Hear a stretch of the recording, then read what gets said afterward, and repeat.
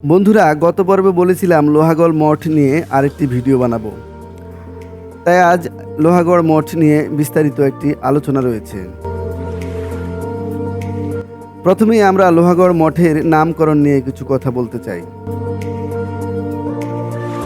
লোহাগড় জমিদার বাড়ির দুইজন জমিদার লৌহ এবং গহড়, এই দুই ভাইয়ের নামানুসারে এলাকাটির নাম রাখা হয় লোহাগড়।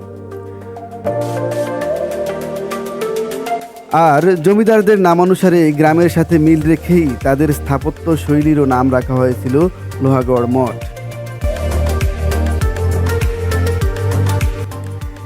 ইতিহাস থেকে জানা যায়, আজ থেকে প্রায় 400 থেকে 700 বছর পূর্বে লোহাগড় জমিদার বাড়ির জমিদাররা এই এলাকাটিতে রাজত্ব করতেন।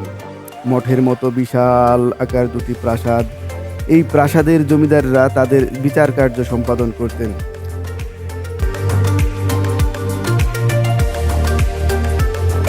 বিভিন্ন তথ্যে জানা যায়, প্রতাপশালী দুই রাজা লৌহ এবং গহড় ছিলেন অত্যাচারী রাজা।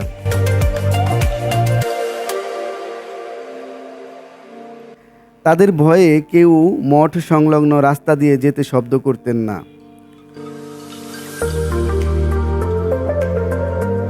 জনৈক এক ব্রিটিশ কর্তা ব্যক্তি ঘোড়া নিয়ে প্রাসাদের পাশ দিয়ে যাওয়ার সময় বলেছিলেন, কেমন রাজা রে এরা বাবু, রাস্তাগুলো ঠিক নেই।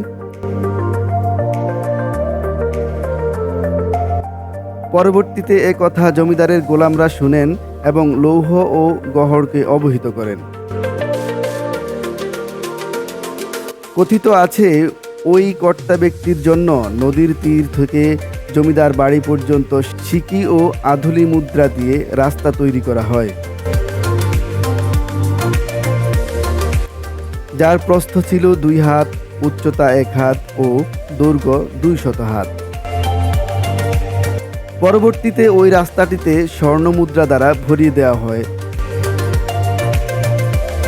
এবং যখন সেই ব্রিটিশ কর্তা ব্যক্তি ওই রাস্তাটি ধরে আসছিল, তখন এই দৃশ্য দেখে ব্রিটিশ কর্মকর্তা চমকে ওঠেন আর রাজার শিষ্যরা তার প্রতি অত্যাচার করেন।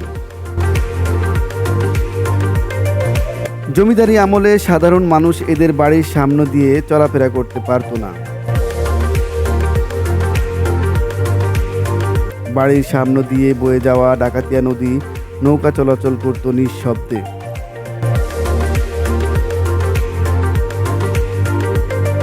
ডাকাতিয়া নদীর কূলে তাদের বাড়ি অবস্থানের নির্দেশিকা স্বরূপ সুউচ্চ মঠ নির্মাণ করেন তারা।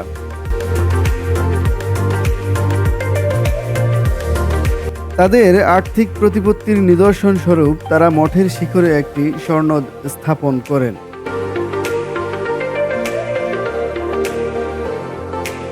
জমিদারি প্রথা বিলুপ্তর পর ওই স্বর্ণের লোভে মঠের শিখরে ওঠার অপচেষ্টায় অনেকে গুরুতর আহত হয়। শুধু তাই নয়, কেউ কেউ মৃত্যুবরণ করেছেন বলেও জানা যায়।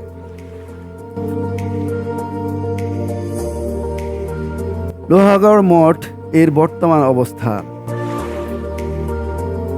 মঠটি কে এবং কবে নির্মাণ করেছেন এ ব্যাপারে সন্দেহ রয়েছে অনেকের মনে।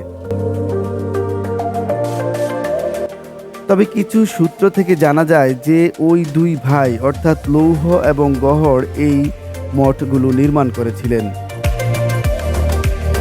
শুরুতে এখানে পাশাপাশি 5টি মঠ ছিল বলে ধারণা করা হয়, তবে বর্তমানে এখানে মাত্র 3টি মঠ অবশিষ্ট রয়েছে। বর্তমানে টিকে থাকা 3টি মঠ ভিন্ন ভিন্ন উচ্চতার। সবচেয়ে লম্বা মঠটি সবচেয়ে সুন্দর, যেটির উপরিভাগে নিম্নভাগের চেয়ে অনেক বেশি নকশা কাজ রয়েছে।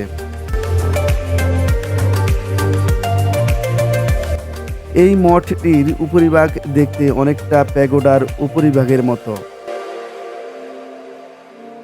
মঠটির উপরে কয়েকটি গর্ত রয়েছে, যেখানে টিয়া পাখি বসবাস করে।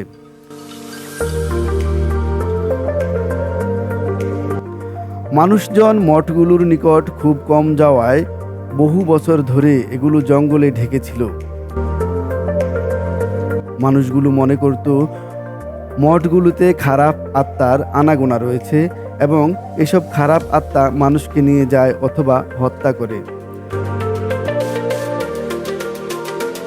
আর এই কারণেই অনেক বছর মানুষজন একা একা এই মঠের কাছে যাওয়ার সাহস করেননি। তবে এটি এখন দর্শনীয় স্থান হিসেবে বেশ জনপ্রিয়।